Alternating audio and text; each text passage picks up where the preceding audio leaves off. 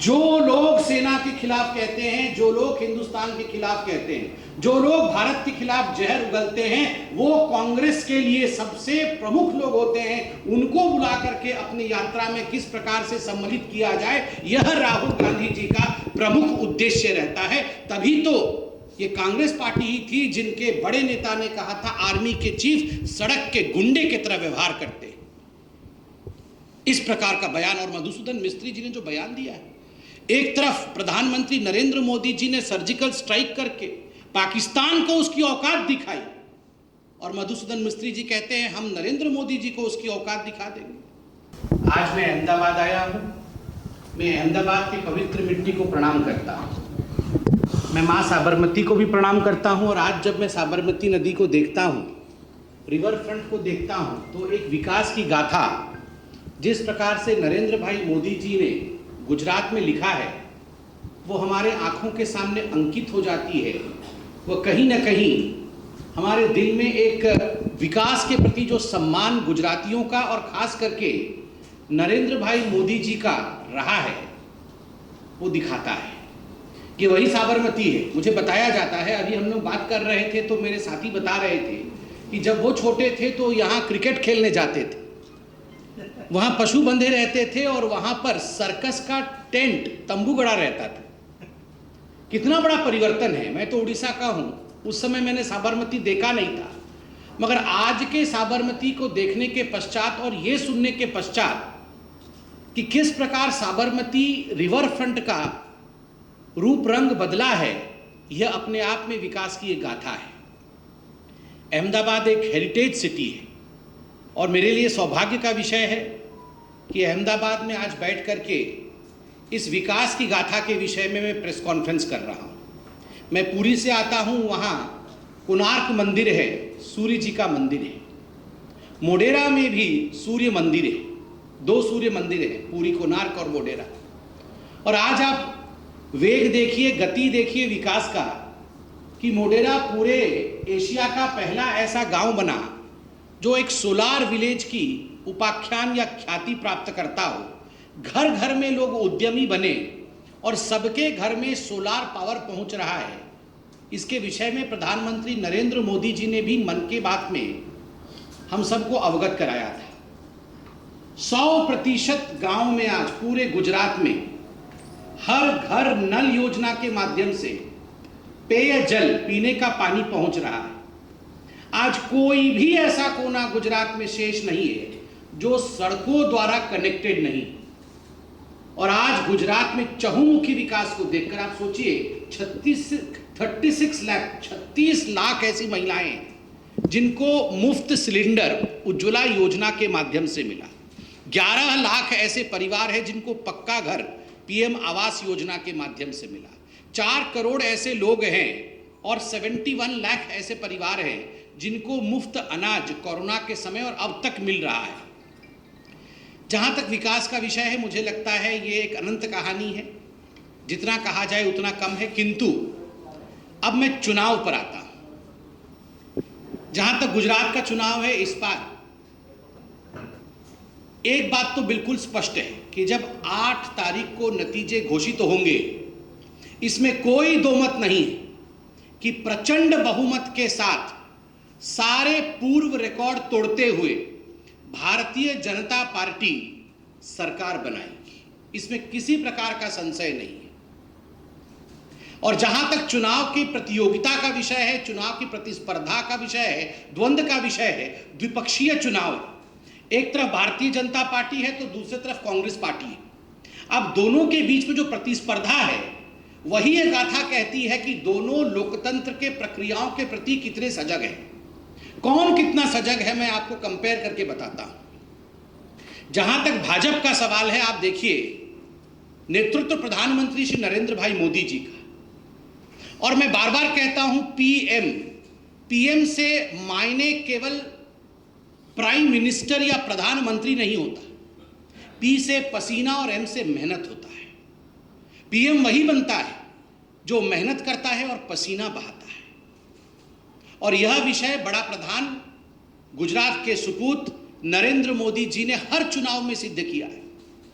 उनके नेतृत्व में न जाने भारतीय जनता पार्टी ने हिंदुस्तान में कितने चुनाव जीते, और गुजरात में तो सारा रिकॉर्ड उनके नेतृत्व में तोड़ा है। 27 वर्षों से अनवरत आशीर्वाद गुजरात उनको दे रहा है, मगर उसके बावजूद निरंतर परिश्रम करना, हम सब यहां कार्यकर्ता बैठे हैं, हमसे भी अधिक परिश्रम अगर आज कोई कर रहा है, एक बूथ स्तर के कार्यकर्ता के भांति सुबह से रात तक परिश्रम करना, पसीना बहाना और मेहनत करना, यह पीएम नरेंद्र मोदी कर रहे हैं। पी से पसीना और एम से मेहनत, और इसी का नतीजा है कि प्रचंड बहुमत के साथ भारतीय जनता पार्टी सरकार में आएगी। और दूसरी ओर आप राहुल गांधी और कांग्रेस पार्टी को देखिए, न पसीना है न मेहनत है, न परिश्रम है न मेहनत है। बिना परिश्रम के, बिना मेहनत के, बिना पसीने के कभी भी लोकतंत्र में चुनाव जीता नहीं जा सकता है। मात्र 3 सभाएं करने राहुल गांधी आए, और सभाओं का आलम यह था कि खुद उनके भारत सिंह सोलंकी ट्रांसलेशन छोड़ के बीच में चले गए। खुद के लोग आज उन्हें सुनने के लिए तैयार नहीं, सभा करने के लिए तैयार नहीं, परिश्रम करने के लिए तैयार नहीं। और एक तरफ नरेंद्र मोदी जी, जो गुजरात के स्वाभिमान हैं, निरंतर गुजरात के लिए प्रचार प्रसार कर रहे हैं, काम कर रहे हैं। यही लोकतंत्र की खूबसूरती होती है। बंधुगण, मैं उड़ीसा से आता हूं। मैं एक उड़िया लड़के के हिसाब के मार्फत कहना चाहता हूं कि आज मैं पूरे भारतवर्ष में जहां जाता हूं, और ना केवल भारतवर्ष में, कभी पार्टी के मौके से अगर बाहर भी विदेश जाने का मौका मिलता है, तो एक विषय में कोई संशय नहीं है कि गुजरात का शान, गुजरात का सपूत नरेंद्र मोदी जी ने जिस प्रकार से भारतवर्ष के नाम को आगे बढ़ाया है, यह प्रत्येक गुजराती के लिए गर्व का विषय है, यह प्रत्येक गुजराती के लिए स्वाभिमान का विषय है। आप सोच के देखिए, यूक्रेन और रशिया के बीच में जो युद्ध चल रही होती है, उसमें नरेंद्र मोदी जी हिंदुस्तानियों को निकालने के लिए बीच में आते हैं, और कुछ समय के लिए युद्ध रुकता है और हमारे बच्चे वहां से निकल कर आते हैं। ये छोटा विषय नहीं है। आज एक ग्लोबल लीडर के रूप में, वैश्विक लीडर के रूप में कोई स्थापित है तो वो एक गुजराती है, जिनका नाम नरेंद्र दामोदर दास मोदी है। तो स्वाभाविक है, जिस मोदी जी ने गुजरात को एक नया आयाम दिया अपने परिश्रम से, गुजरात की राजनीति में विकास को धुरी बनाया, गुजरात भी वैसे ही अपने सुपूत को बार बार आशीर्वाद देगा, इसमें कोई दो मत नहीं। बंधु, आज एक विषय टीवी पर चल रहा है सुबह से, और वो विषय पीओके का है। मुझे आश्चर्य लगता है कि आप देखिए, कुछ विषय ऐसे हिंदुस्तान में होते हैं जिन विषयों पर कोई संशय नहीं होना चाहिए। आर्मी के साथ खड़ा होना, आर्मी को प्रोत्साहित करना, आर्मी पर विश्वास करना, उस पर गर्व करना, भारतवर्ष पर गर्व करना, अपने देश के साथ खड़ा होना, इसमें किसी प्रकार की कुंठा कैसे, इसमें किसी प्रकार की लज्जा कैसे? मगर आश्चर्य है, कुछ टुकड़े टुकड़े ज्ञान वाले ऐसे हैं जो बार बार हिंदुस्तान के खिलाफ बयानबाजी करते हैं और हिंदुस्तान की आर्मी को कोसने का काम करते हैं। इसमें नंबर 1 इनका कोई सरदार है तो वो कांग्रेस पार्टी। यही वो कांग्रेस पार्टी है। आप याद करिए, जब नरेंद्र मोदी जी ने सर्जिकल स्ट्राइक किया था, और सर्जिकल स्ट्राइक करके पाकिस्तान के अंदर घुस करके पाकिस्तान को सबक सिखाया था, तो राहुल गांधी जी ने सर्जिकल स्ट्राइक को खून की दलाली कही थी। राहुल गांधी और कांग्रेस पार्टी ने उसमें सबूत मांगने का काम किया था।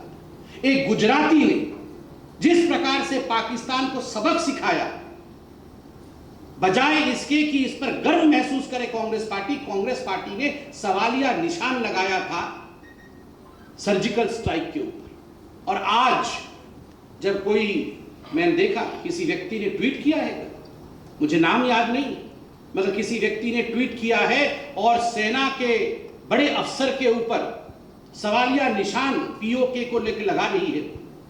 इसमें कोई संशय नहीं है कि अब तक राहुल गांधी जी ने उनको फोन कर लिया होगा कि आप अब क्वालिफाई कर चुकी हैं भारत तोड़ो यात्रा में सम्मिलित होने के लिए, आपका स्वागत है। जो लोग सेना के खिलाफ कहते हैं, जो लोग हिंदुस्तान के खिलाफ कहते हैं, जो लोग भारत के खिलाफ जहर उगलते हैं, वो कांग्रेस के लिए सबसे प्रमुख लोग होते हैं। उनको बुला करके अपनी यात्रा में किस प्रकार से सम्मिलित किया जाए, यह राहुल गांधी जी का प्रमुख उद्देश्य रहता है। तभी तो ये कांग्रेस पार्टी ही थी जिनके बड़े नेता ने कहा था, आर्मी के चीफ सड़क के गुंडे की तरह व्यवहार करते हैं। इस प्रकार का बयान। और मधुसूदन मिस्त्री जी ने जो बयान दिया है, एक तरफ प्रधानमंत्री नरेंद्र मोदी जी ने सर्जिकल स्ट्राइक करके पाकिस्तान को उसकी औकात दिखाई, और मधुसूदन मिस्त्री जी कहते हैं हम नरेंद्र मोदी जी को उसकी औकात दिखा देंगे। यह कैसी बात है? क्या हम देश के साथ खड़े नहीं हो सकते? बंधुगण, इतना ही नहीं, आज तो टीवी में बहुत बड़ा खुलासा हुआ है। जहां कांग्रेस वहां भ्रष्टाचार, और एक सेंस ऑफ फ्रस्ट्रेशन, एक बहुत बड़ा फ्रस्ट्रेशन कांग्रेस पार्टी में आज है। मुझे दोस्तों ने बताया कि ये जो रिकॉर्ड तोड़ने वाली बात है, इसमें दोनों रिकॉर्ड तोड़ने वाले हैं। भारतीय जनता पार्टी भी रिकॉर्ड तोड़ेगी, सर्वाधिक सीट लाके, पहले जितनी सीट नहीं आई थी उससे अधिक सीट लाकर हम भी रिकॉर्ड तोड़ेंगे, और कांग्रेस भी रिकॉर्ड तोड़ेगी। जितना कम सीट पहले नहीं लाए थे उससे कम सीट ला करके वो कम वाले में रिकॉर्ड तोड़ेंगे, हम ज्यादा वाले में रिकॉर्ड तोड़ेंगे। दोनों रिकॉर्ड तोड़ने वाले हैं। 33 सीट शायद उनकी सबसे कम आई थी, उससे भी कम आने वाली है। इस प्रकार का माहौल है। तो ये एक सेंस ऑफ फ्रस्ट्रेशन और बौखलाहट कांग्रेस पार्टी में है, जो सूरत में देखने को मिला। एक रिकॉर्डिंग हमने देखा है जिसमें बीएम संदीप, ये बीएम संदीप कोई साधारण व्यक्ति नहीं है, राहुल गांधी जी के अत्यंत निकट का व्यक्ति। खुद राहुल गांधी ने फोन करते हैं और ये राहुल गांधी के साथ बिल्कुल गुफ्तगू और बातचीत जब मन तब कर सकते हैं, क्योंकि ये नेशनल सेक्रेटरी है कांग्रेस पार्टी के। ऐसे बीएम संदीप पैसा उठाने गए थे। 75 लाख की लेन देन की बात आज टीवी के माध्यम से और इन्वेस्टिगेटिव एजेंसीज के माध्यम से मालूम पड़ा है, टीवी में चला है। और केवल संदीप ही नहीं, उदय गुर्जर, ऐसा भी एक व्यक्ति जो अशोक गहलोत जी, अशोक गहलोत जो कि गांधी परिवार के कितने निकट हैं आप भी जानते हैं, बस अध्यक्ष बनते बनते रह गए, बन ही रहे थे, रह गए। कितने निकट के व्यक्ति हैं, और उनके खास व्यक्ति उदय गुर्जर, जिस प्रकार से इस पैसे के लेन देन में सूरत सिटी में पूरा का पूरा वीडियो आया है, एक बात आज स्पष्ट है कि कांग्रेस पार्टी बौखलाई हुई है। There is a sense of frustration which prevails in the Congress party. बंधुगण, कांग्रेस केवल सेंस ऑफ फ्रस्ट्रेशन से गुजर रही है ऐसा ही नहीं, इसके साथ साथ जो षड्यंत्र कांग्रेस पार्टी कर रही है, आज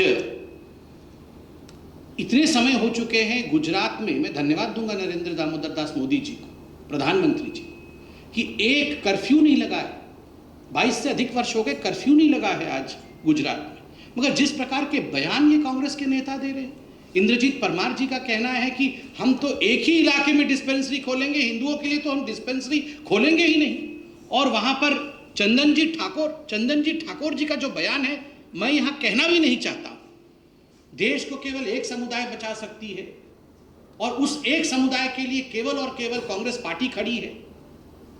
ये किस प्रकार के बयान है? और हो भी क्यों नहीं, जब उनके अध्यक्ष जगदीश ठाकुर जी ने आज से लगभग 2.5 महीने पहले ये ऐलान कर दिया था कि देश के रिसोर्सेज और संसाधनों पर अगर पहला अधिकार किसी का है तो वो अल्पसंख्यकों का है, बाकी लोगों का नहीं है। तो स्वाभाविक है इसी तुष्टीकरण की नीति को लेकर उनके तमाम नेता समाज को बांटने का काम आज कर रहे हैं। तो ये जो सेंस ऑफ फ्रस्ट्रेशन कांग्रेस का है, यह आगे चलकर रिकॉर्ड मतों से हारने का काम कांग्रेस पार्टी का होने वाला है। इसलिए बंधुगण, मैं अंत में समाप्त करते हुए इतना ही कहूंगा कि जहां तक भारतीय जनता पार्टी का सवाल है, भारतीय जनता पार्टी का एक ही मंत्र है, और वो मंत्र है विकास विकास विकास। और मैं इतना भी आग्रह सबसे करना चाहूंगा, हाथ जोड़ करके आग्रह करना चाहूंगा कि मतदान के दिन 100% वोटिंग हो, 100% लोग अपने घरों से बाहर निकलें और मत डालें। इसके लिए भी हम सबको प्रयत्न करना चाहिए। गुजरात ने हिंदुस्तान की राजनीति और हिंदुस्तान के लोकतंत्र में एक नया कीर्तिमान विकास के नाम पर स्थापित किया है। दूसरा कीर्तिमान 100% वोटिंग करके स्थापित करे।